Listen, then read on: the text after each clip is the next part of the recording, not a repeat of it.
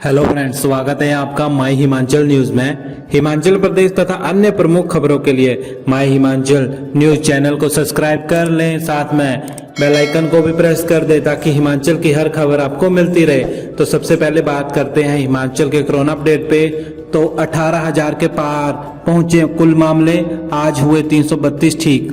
हिमाचल प्रदेश में बुधवार के दिन भी कोरोना वायरस का कहर जारी रहा। आज के दिन प्रदेश कोरोना वायरस के कुल मामले 18,000 की संख्या के पार कर गए। वहीं रिकवर होने वाले मरीजों का आंकड़ा भी हिमाचल में 15,000 के पार जा पहुंचा है।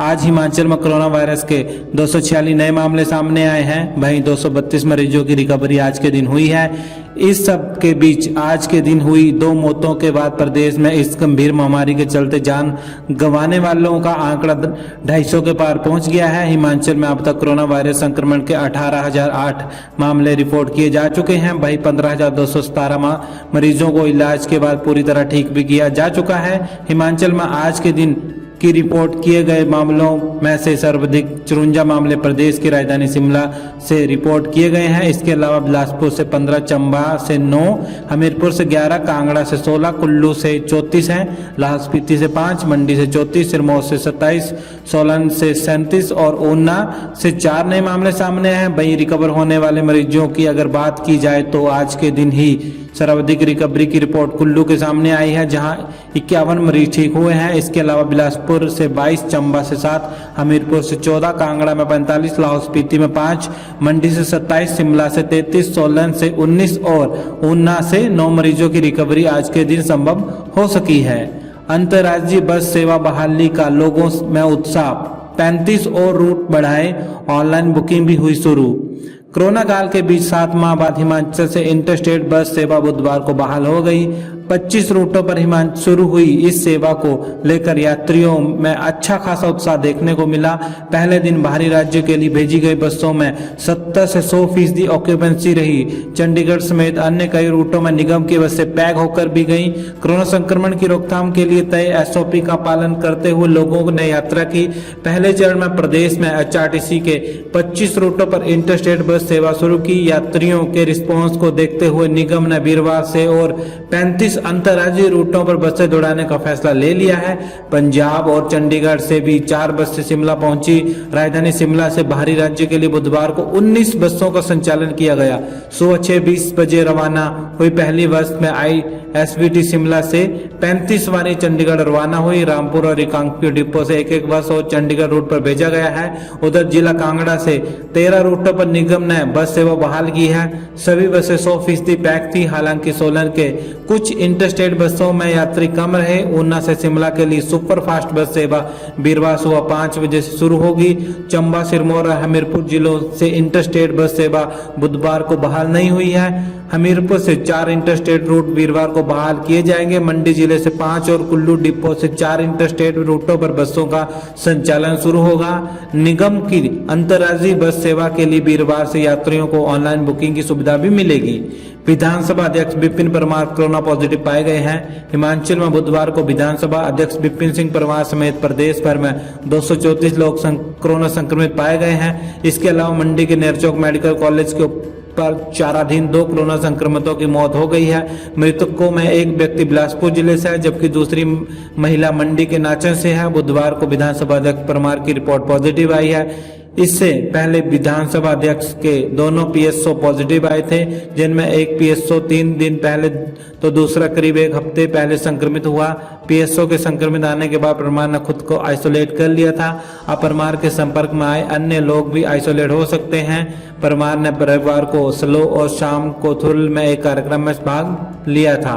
सभी कर्मचारियों और अधिकारियों के करवाए जाएंगे कोविड टेस्ट। कोविड-19 के संक्रमण को फैलने से रोकने तथा आम जनमानस को जागरूक करने के लिए कांगड़ा जिला में 31 अक्टूबर तक जागरूकता अभियान चलाया जाएगा। DC कांगड़ा राकेश प्रजापति ने बुधवार को मिनी सचिवालय के कैबिनेट सभागार में जागरूकता अभियान का शुभारंभ करते हुए कहा कि सरकार के दिशा निर्देशों के अनुसार जब तक दवाई नहीं तब तक ढिलाई नहीं के संदेश को आम जनमानस तक पहुंचाने के लिए कांगड़ा जिले में प्रभावी ढंग से जागरूकता अभियान आरंभ किया जा रहा है, जिसमें लोगों को मास्क का सही प्रयोग करने, हाथों की स्वच्छता, 2 गज की दूरी का अनुपालना सुनिश्चित करने तथा लक्षण होने पर नजदीक फ्लू सेंटर में टेस्ट करवाने, क्वारंटीन और आइसोलेशन नियमों की अनुपालना सुनिश्चित करने वाले लोगों को जागरूक किया जाएगा। इसके साथ ही बुजुर्गों तथा अन्य बीमारी से पीड़ित लोगों के लिए विशेष ध्यान रखने पर भी फोकस किया जाएगा। डीसी ने कहा कि प्रारंभिक तौर पर सभी सरकारी कार्यालय के कर्मचारी तथा अधिकारी के कोविड टेस्ट करवाने के लिए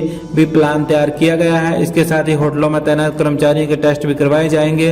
उन्होंने कहा कि स्कूलों में शिक्षकों तथा विद्यार्थियों के कोविड टेस्ट करवाने के लिए प्लान तैयार किया जा रहा है ताकि किसी भी स्तर पर कोविड के संक्रमण को फैलने से रोका जा सके। एचआरटीसी के पालमपुर डिपो में भी लाखों रुपए का गड़बड़झाला, प्रारंभिक विभागीय जांच में खुलासा। हिमाचल पथ परिवहन निगम यानी कि एचआरटीसी के डिपो भ्रष्टाचार के आरोपों में गिरते जा रहे हैं। चंबा देहरा के बाद अब पालमपुर डिपो की प्रारंभिक विभागीय जांच पूरी हो गई है। सूत्रों के अनुसार इसमें भी लाखों रुपए का गड़बड़झाला सामने आया है। चालकों व परिचालकों के खून पसीने की कमाई पर डाका डाला गया है। आरोप है कि चालकों व परिचालकों के एरियर व अन्य वित्तीय लाभों को हड़पा गया है। इसके आधार पर कई लोगों पर कार्रवाई हो सकती है। जांच के आधार पर 2 कर्मियों को नोटिस जारी किए गए हैं। उन्हें कारण बताओ नोटिस पे अपनी स्थिति स्पष्ट करनी होगी। 3 डिपो के बाद जांच की आंच सभी 27 डिपो तक आ सकती है। एचआरटीसी के देहरा डिपो में 12 से 15 लाख रुपए का घपला पकड़ में आया था। इससे पहले चंबा डिपो में चालकों व परिचालकों के ओवरटाइम व रात्रि भत्तों में 38 लाख रुपए का घोटाला हुआ था। रोहतांग सुरंग के लिए सोनिया ने जो आधारशिला रखी थी वे निर्माण कंपनी के पास सुरक्षित है। हिमाचल प्रदेश पुलिस ने बुधवार को कहा कि रोहतांग सुरंग के लिए कांग्रेस अध्यक्ष सोनिया गांधी द्वारा रखी गई आधारशिला पट्टिका सुरंग का निर्माण करने वाली कंपनी के पास सुरक्षित रखी हुई है।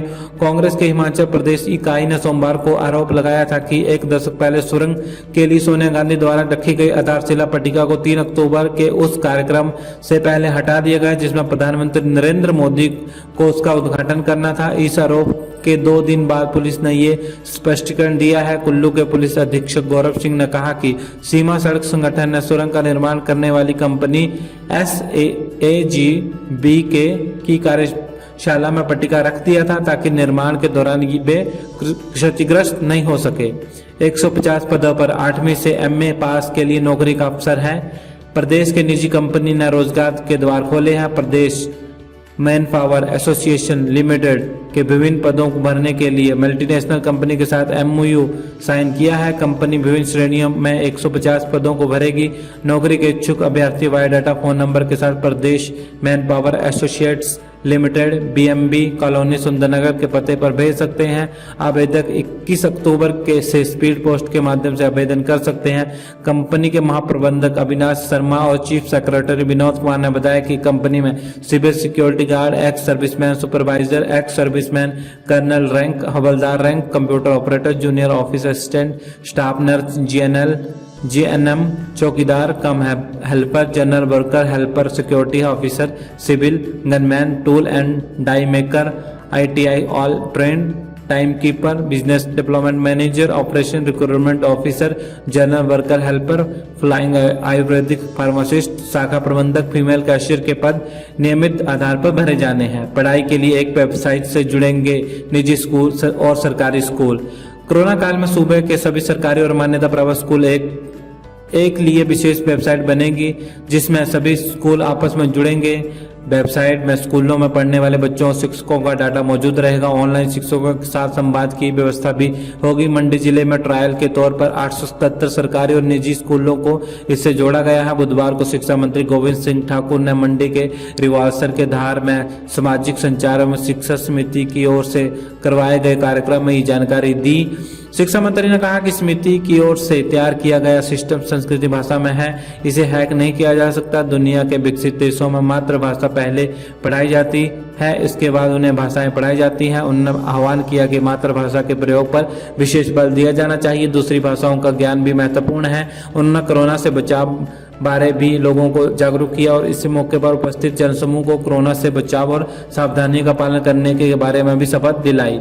अभी नहीं टला है कोरोना का खतरा, सरकार की गाइडलाइन अपनाए जनता।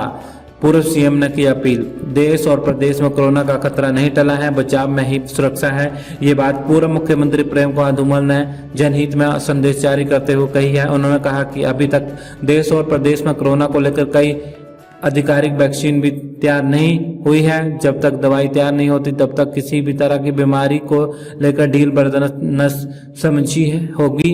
देश और प्रदेश की जनता मिलकर देश के प्रधानमंत्री नरेंद्र मोदी द्वारा चलाए गए जन आंदोलन में शामिल हो। घर से जब ही बाहर निकले फेस मास्क लगाकर निकले, हाथों को नियमानुसार धोते रहें, साफ करते रहें और सामाजिक 2 गज की दूरी बनाए रखें। तो वीडियो को लाइक कर दीजिएगा, चैनल को सब्सक्राइब कर दीजिएगा। जय हिंद, जय भारत।